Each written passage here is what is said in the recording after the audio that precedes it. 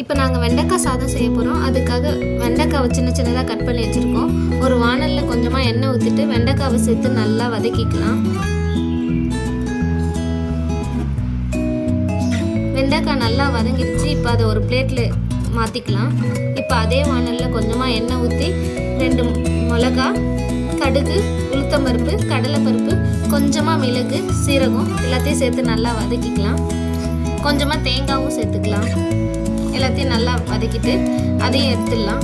இப்போ அதே வானலில் மறுபடியும் கொஞ்சமாக எண்ணெய் ஊற்றி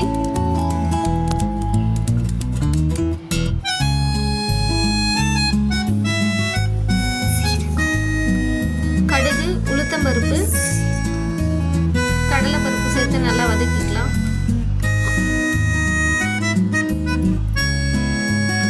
கொஞ்சம் வேர்க்கடலையும் சேர்த்துக்கலாம்.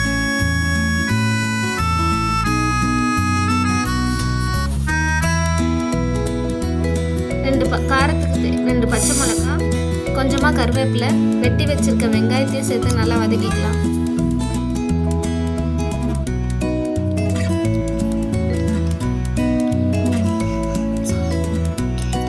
இப்போ நம்ம ஆல்ரெடி வதக்கி வச்சிருக்க வெண்டைக்காவையும் சேர்த்துக்கலாம்.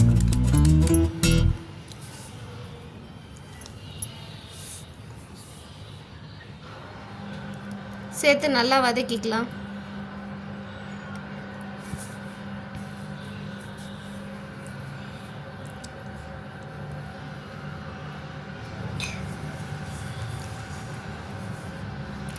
இப்போ நம்ம ஆல்ரெடி வதக்கின கடலைப்பருப்பு, உளுத்தம்பருப்பு, மிளகு, சீரகம் அந்த பொடியும் சேர்த்து நல்லா கலந்துக்கலாம்.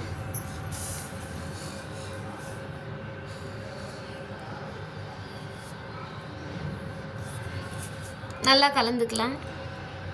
தேவையான அளவு உப்பு சேர்த்துக்கலாம்.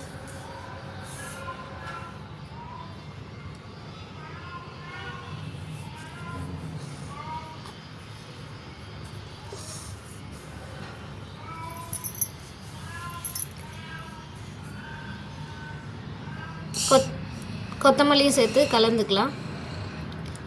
இப்போ நமக்கு தேவையான அளவு வெண்டைக்காவை மட்டும் எடுத்துக்கிட்டு அதில் தேவையான அளவு சாதத்தை போட்டு கலந்துக்கலாம். அவ்வளோதான், சூப்பரான வெண்டைக்காய் சாதம் ரெடி ஆயிடுச்சு. இது லஞ்ச் பாக்ஸுக்கெலாம் ரொம்ப சூப்பராக இருக்கும். நீங்களும் ட்ரை பண்ணி பாருங்கள்.